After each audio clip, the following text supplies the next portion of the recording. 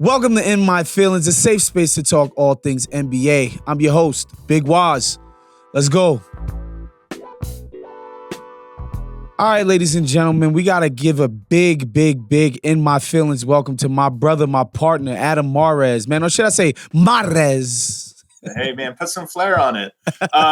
Waz, I'm in my feelings, man. Yeah. I'm in my feelings this last 24 hours. You know, man, what's crazy is that after you read all of the accounts, obviously I listened to you guys at DNVR yesterday, read the ESPN guys, the athletic guys, the various news gathering people and giving their little takes and morsels and nuggets. What I really got, and as I hear you say that you're in your feelings, is just a deep sadness if I'm a Nuggets fan of just like, this is what we really doing.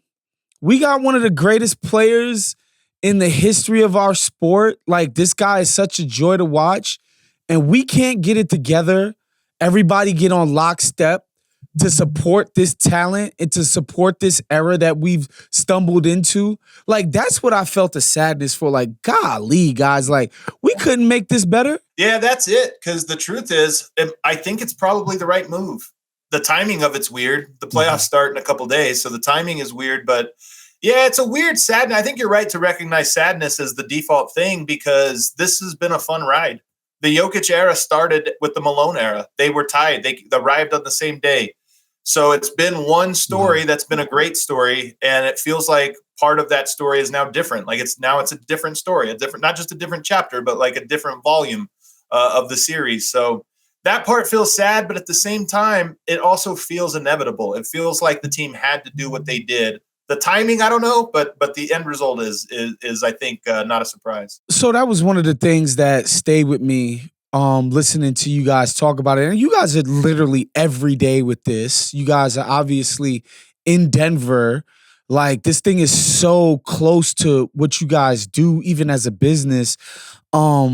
Just you guys' recognition that this was not going to work in this iteration. Like, the situation between Michael Malone and Calvin Booth was literally irreconcilable. And I really want to stay on that because I want listeners to kind of understand the nature of the NBA business in that it's not like other jobs. And Calvin Booth could come in there, get promoted. That's what I wanted to get into, the Calvin Booth promotion, because it's weird when the reason the guy left that was before you, who was your superior, is because ownership basically cheaped out. Was there a feeling that Calvin Booth didn't earn this job, that he was sort of foisted onto it? Like, what was the sense around Calvin Booth before things started going completely south? It's such a good question. Nobody's asked me, and it actually does open up what I think is an interesting dynamic, which is, number one, Calvin Booth, as Josh Kroenke noted, went out the side door.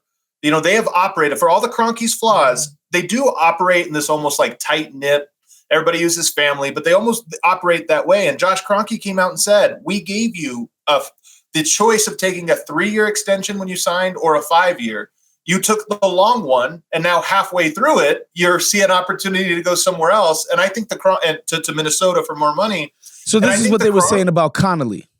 About Tim Connolly. And so I think they were looking at that and almost feeling betrayed in a way that I can actually appreciate. Like, we gave you a deal. You wanted out of that deal to go get more money, but we agreed that this could happen, and you signed the long-term deal anyway. So I think they looked at Calvin Booth behind Tim, and they said, he's like the opposite of Tim. Together, they make a whole front office. Tim is a people person. He trusts his gut. He has good intuition, all these things. Cal is intuitive. He's very scientific. He's brilliant in a different way. And I think they looked at it and said, all right, the resentment from you going out the side door is there, and we feel like we have a guy here. That they felt like he had maybe betrayed a trust there by finding this other deal, and maybe they perceived it as him shaking them down for more money. Mm-hmm. And so they paired that with the idea that Calvin Booth and Tim Connolly together were a great pair. Calvin Booth is a very intuitive, very sharp person, a great scout. Tim Connolly, emotional IQ through the roof, I think really understand, good leader. And together they made a great team. But I think the Kroenkes miscalculated, thinking, well, we've got our guy who's good in a different direction, so we're good.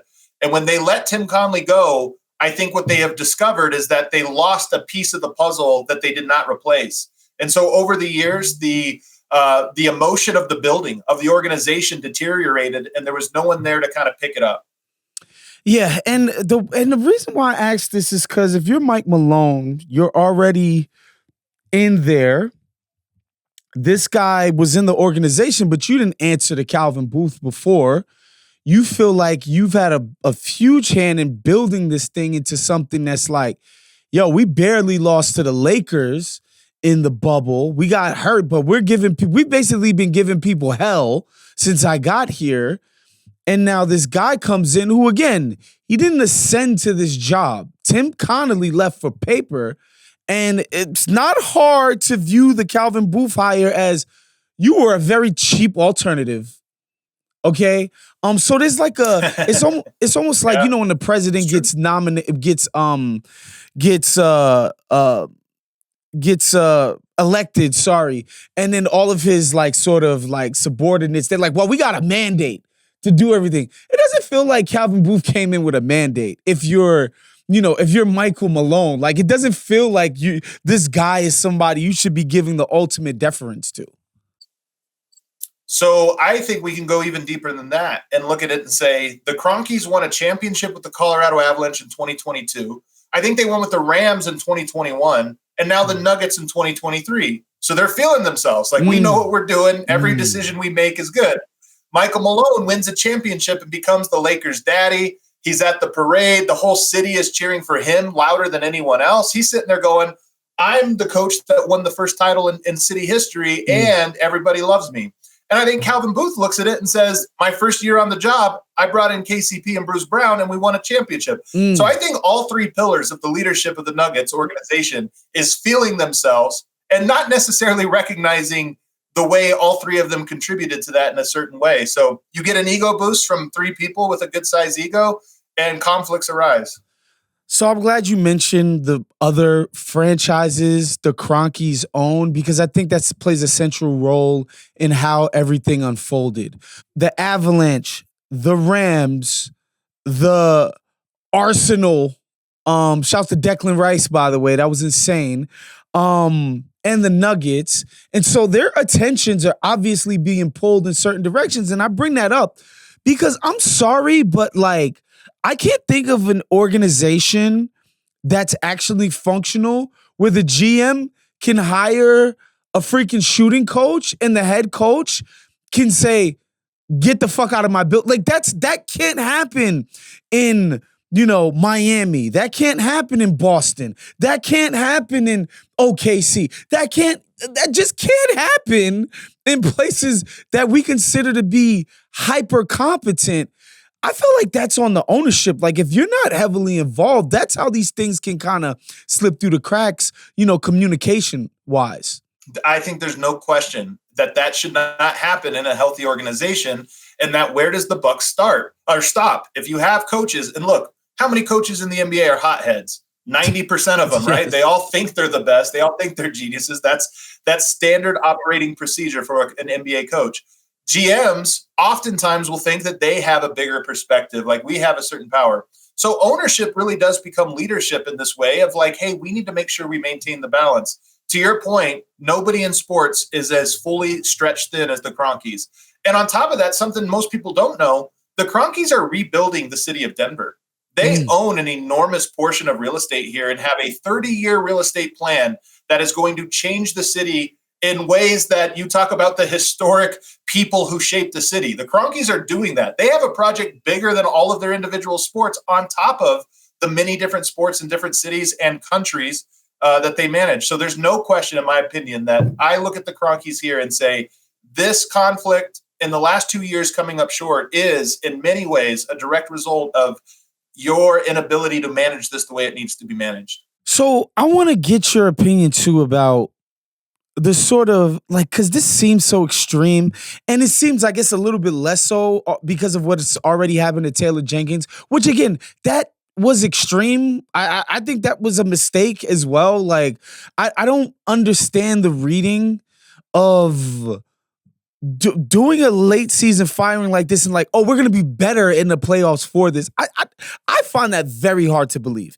Even if you think that Mike Malone lost the locker room, how's a new coach going to gain the locker room? I don't know. Whatever. That's just my opinion. However, I think there's something to the idea, and tell me if I'm off base here, that the Kroenkes, because you mentioned that they were around more in recent weeks and stuff, and they're basically firing these guys for bad behavior, which I kind of freaking agree with. Yeah. When, just to give the listeners, if they haven't been super dialed into the story, like Michael Malone is hesitant to play young guys because they're perceived as guys that Calvin Booth brought in, and so therefore they're Calvin Booth guys and not dudes that play for his team that he should be trying to develop, that he should be trying to win for in the future and stuff like that's bad behavior.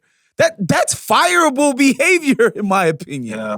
I think there's no question about it. And I think if you're Michael Malone, you have plausible deniability of, well, I tried to play Zeke Naji. Are we sure he's an NBA player? Are we even sure you want me to do this thing? But if I do it and we end up the 8th seed, you're going to tell me I did a bad job, but I'm playing the guys that we're not even sure they're NBA guys.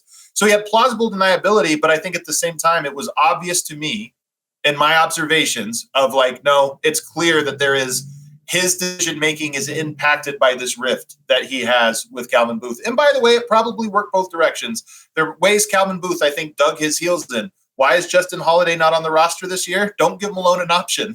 Don't give him a veteran. He can't be trusted. I even think it's why KCP was not on the roster. If KCP is here, does Christian Brown have a breakout season? Or does Christian Brown play 16 minutes a game off the bench, not with Jokic, and he's in a limited role again? So I think both of them were trying to work around the other blocking each other. And as you said, every organization has little tensions there. A player who needs a contract, so is he fully bought in, whatever.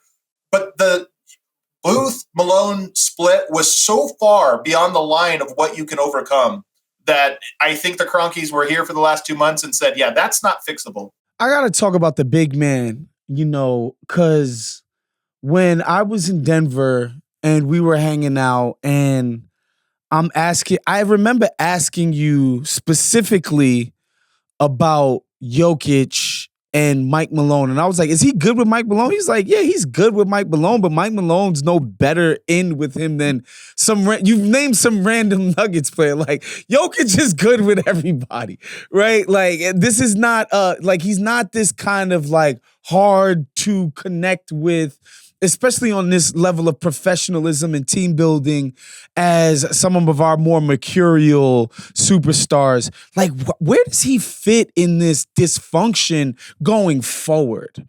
Like, is he even going to be a part of, this future management and coaching situation? Does he care? Like, what is your understanding of Jokic and his, I guess, feelings or disposition in the midst of what I feel like is chaos right now? What I think is interesting about that question is, Jokic is labeled as a European.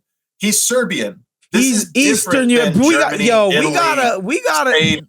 Can I just go on a rant for this for just a little bit? Like, people need to understand that, yes, ostensibly he's white and he's European.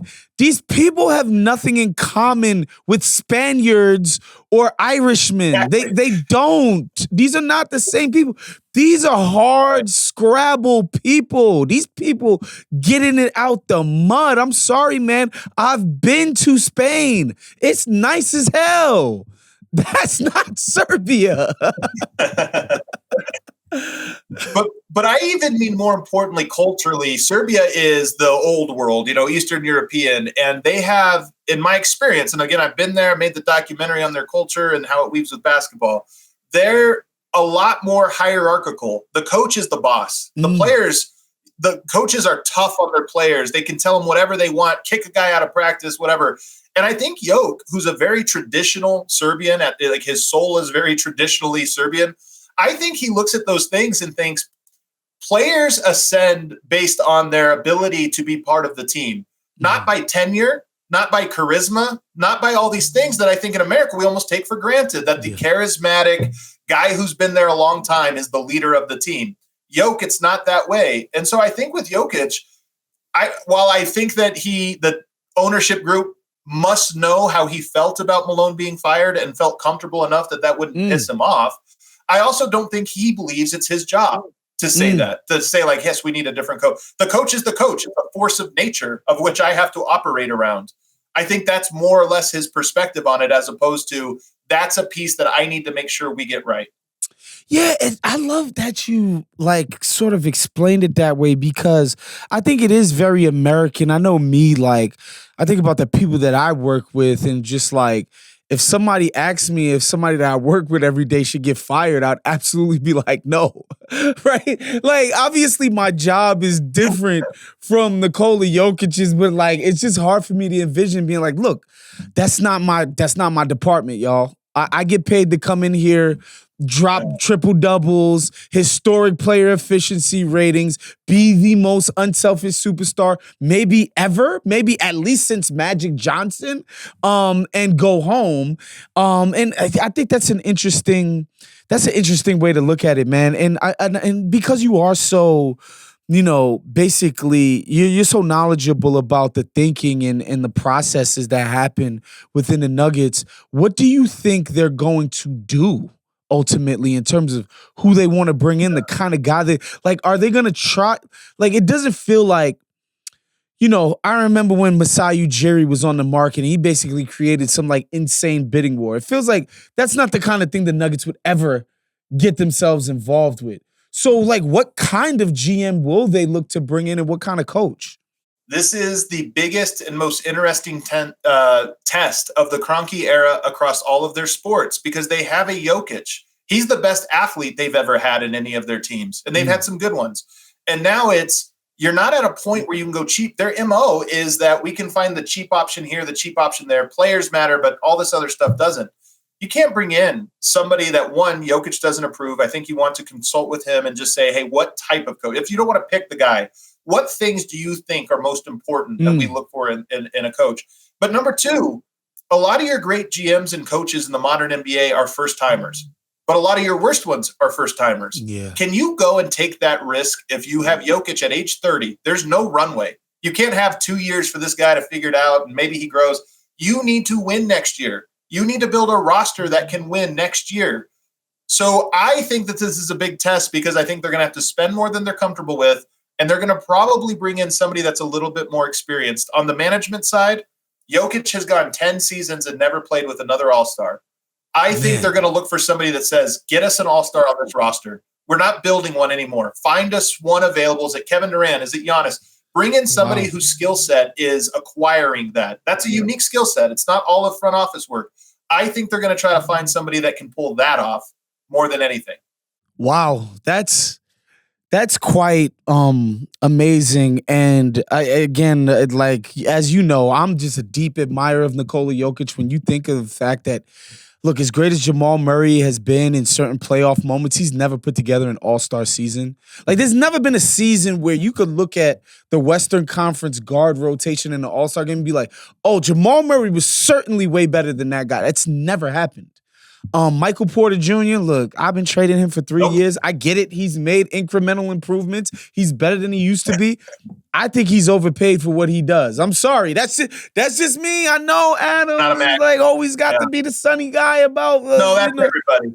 Porter Jr., but like, listen, I've been tired of his situation. So, man, I think that's interesting that they might go big game hunting. And ultimately, how do you see this playoff even unfolding? Like, what's the response here? I don't, like, I was thinking about this yesterday too. Just thinking about all of this and just how depressing it is to think about something as cool as what the Nuggets have built and how fragile it ultimately is. And I'm like, the MVP can't be a dude who got his coach fired. Not that he got his coach fired, but you can't be the MVP of the league and your coach got fired in the same season. Like, that seems insane to me. You know what I mean? But like, where do they go? Where do they go from here? It's such a good question. I mean, look, let's just start at the top. Can I envision them winning the championship this year?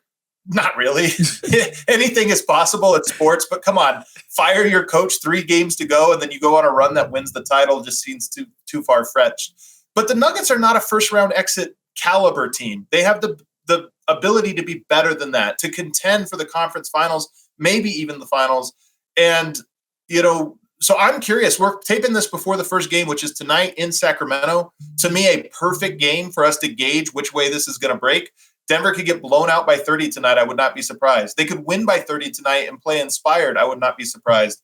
So how does this go? I honestly don't know. I just hope that the Nuggets perform the way they look when they're at their best, because they're better than this like lifeless, directionless team that they've been for the last month. And it would be a shame to not get to see it at least one last time.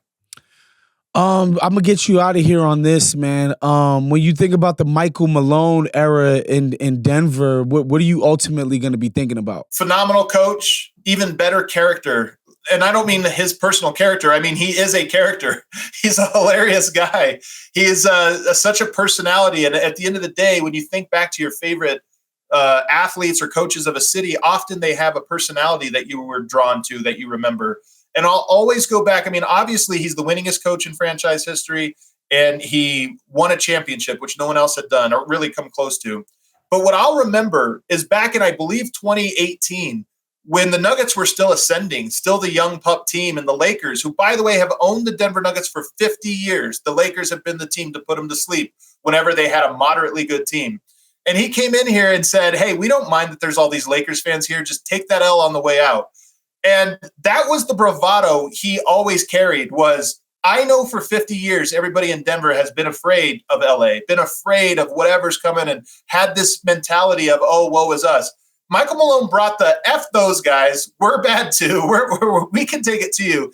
And he stuck with that all the way through. They win game 1 against the Lakers in the 2023 playoffs. Close game. They almost blew it. He goes to the podium and calls his shot. He talks his shit. And it was like, Nuggets fans were all scared, like, oh man, if the Lakers we don't want anything to go wrong. He's like, bring it. He openly said, D'Angelo Russell really struggled tonight. I wonder if they play him tomorrow. It was like such a, like, coach, shut up. You're like, chill. And he didn't care. He's like, no, we are ready for this. We're not afraid. And to me, it's why the Nuggets were who they were when they won the title. Love that, man. Adam, man, thank you for coming on. Make sure y'all check them out. DNVR, man. These guys are all over the Nuggets, all over Denver sports, just period, man. Appreciate the work that you guys do. Thanks for coming on with us today, bro. Always. My guy was. All right, folks, that was our show for today. Make sure you subscribe to the Ringer NBA's YouTube page. Make sure you're hitting that notification bell so that you're notified each and every week, every time we drop an episode. Make sure you like and share the video. It really helps us with the YouTube algorithm. We'll see you guys next week. Peace out.